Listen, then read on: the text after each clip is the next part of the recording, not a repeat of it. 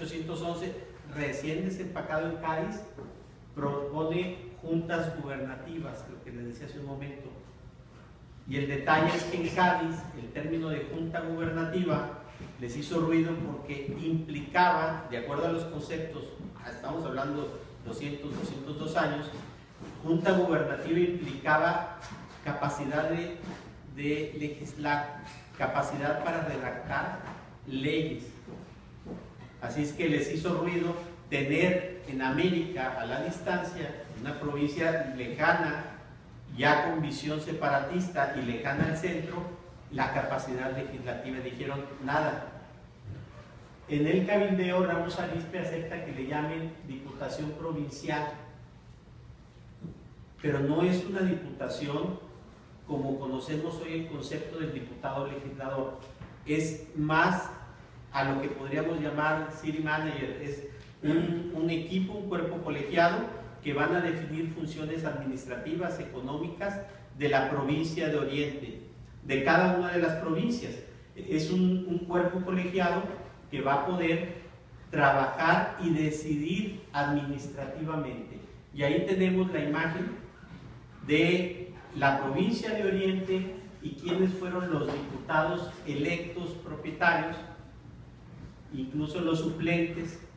Los suplentes están por acá y está el representante de Texas, que era de Nuevo León también, porque no hubo un representante de Texas en esta diputación permanente que nunca tuvo facultades legislativas y que tampoco nunca pretendió tenerlas. De hecho, el control político militar lo tenía Joaquín de Arredondo y estos eran más para el trabajo administrativo operativo, porque el control estaba en manos de Joaquín de Arredondo. Bien, en este avanzar estamos queriendo fortalecer el paralelismo. ¿Por qué? Porque hay una relación dialéctica de influencia entre Cádiz y Chilpancingo. En Cádiz, cuando se enteran de la conformación de un congreso para redactar constitución, presionaron a Calleja, presionaron a las fuerzas realistas en Nueva España para combatir al Congreso, para perseguir al Congreso. ¿Por qué? Y esto hay que entenderlo desde la óptica política de teoría de ciencia política. Mientras no hubiera constitución ni hubiera una ideología de por medio, no era más que un movimiento armado, no era más que el pleito, balas y machetes y en fin, era una guerra militar. Al momento que le integras el ingrediente ideológico de la teoría y de la ciencia política, se convierte en un movimiento independentista como tal. No sé si explique esa gran diferencia. Mientras no hubiera una teoría, una ideología por la cual pelear, pues es una guerra entre militares y que gane el mejor. Al momento en que le das cuerpo ideológico, se convierte en una liberación contra una represión como se estaba dando en el caso. Esa es la importancia de la Constitución de Apatzingán y del Congreso que se estaba cocinando, del Congreso que se estaba orquestando entre los liberales. De ahí la urgencia también de Morelos, y hay que decirlo, la visión de Morelos, la visión política es impresionante. Lo vamos a ir viendo cómo desde, en unos documentos más adelante, cómo desde 1812 él ya ve la necesidad de hablar de una constitución y 3 meses después ya ve la necesidad de una moneda. Y aquí quiero abrir el paréntesis para ir entendiendo esto, por qué cimiento del Estado mexicano.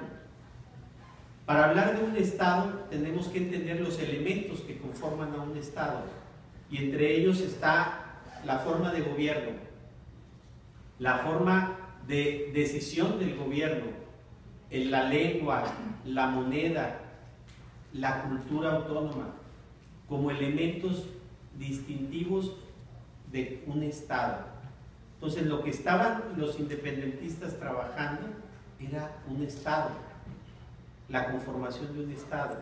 En el día eran balas, pero lo que estaban trabajando aquí era autonomía y soberanía. Un dato sí muy relevante se copia el sistema electoral de Cádiz. Alguien me preguntaba hace rato y empiezo a responder por etapas. Hubo un sistema electoral, hubo un proceso democrático electoral para llegar a Cádiz, desde cómo seleccionar a los representantes congresistas hasta el momento en que se elabora la Constitución, cubre con los elementos de la república y de la democracia liberal. Estos son elementos importantes. Morelos era un liberal convencido que creía en la democracia como el elemento de pacificación. Incluso, se los comparto, Morelos veía la necesidad de que una vez que el país entrara en paz, los congresistas militares cedieran su lugar y fueran relevándose del más antiguo al más joven, para que fueran entrando congresistas civiles, congresistas no militares. ¿Cuál es la visión? Estamos hablando de la necesidad de un Estado no militarizado, de un Estado pacificado. Bueno, eso lo veían y se plasmó dentro de la misma Constitución de Apatzingán. Esto es hasta el momento el contexto. Vamos y explico por qué es entrar a Apatzingán en Morelos. Porque si tú quieres hablar de la Constitución de Apatzingán, tienes que regresar a Morelos. Y si hablas de Morelos, necesariamente tienes que revisar el documento que les compartimos hace unos momentos. Es una copia original, hace tiempo la solicitamos al Archivo General de la Nación y nos la dieron digitalizada con una resolución para póster, para panorámico, de tal manera que el documento que tienen en sus manos es una copia fiel del original, firmado por José María Morelos y Pavón el 13 de septiembre de 1813 y validado por el Archivo General de la Nación. Entonces, al hablar de un estadista, no estamos hablando del estratega militar que gana batallas, que gana territorios.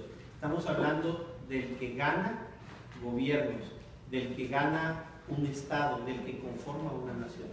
Y él tenía tres grandes elementos que debe tener un estadista, como los muchos que gobiernan hoy nuestro territorio a nivel municipal, estatales y federal. Utilizaba la prensa.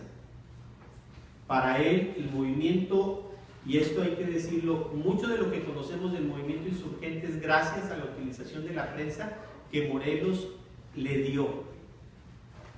Así como Hidalgo, Morelos fundó algunos periódicos con el interés doble: difundir los logros de batalla, y esto cualquier estratega militar se los va a decir. Las batallas se ganan también con la divulgación ideológica. No solo se gana en el terreno, sino haciendo sentir a la contraparte que va perdiendo. Y en todas las guerras esto se ha utilizado. Bien, Morelos lo utilizó la prensa. Dos de los periódicos distintivos de Morelos, El Sur, casi no es conocido, surgieron 2 ejemplares nada más, y se le considera el antecedente del Correo Americano del Sur, del cual sí hay 51, 52 ejemplares, y donde el fundamento del periódico era difundir tesis ideológica y difundir logros de la revolución.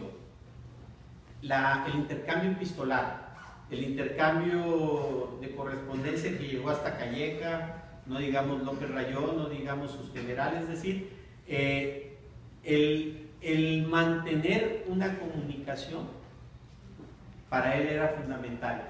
Y esto, bueno, habla de un personaje más de la visión política que de la visión militar solamente.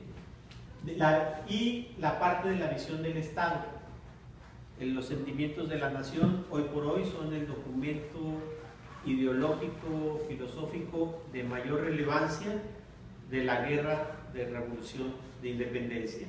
Es toda una tesis doctrinal que le dicta a Andrés Quintana Roo la noche del 13 de septiembre de 1813, y que están plasmados. ¿Por qué la importancia del documento? Además de la belleza patriótica que conlleva, porque están plasmados en la Constitución de Apatzingán, porque los sentimientos que tienen en su poder, no los voy a leer, los tienen en su poder, pues nos habla de la Constitución de 2000.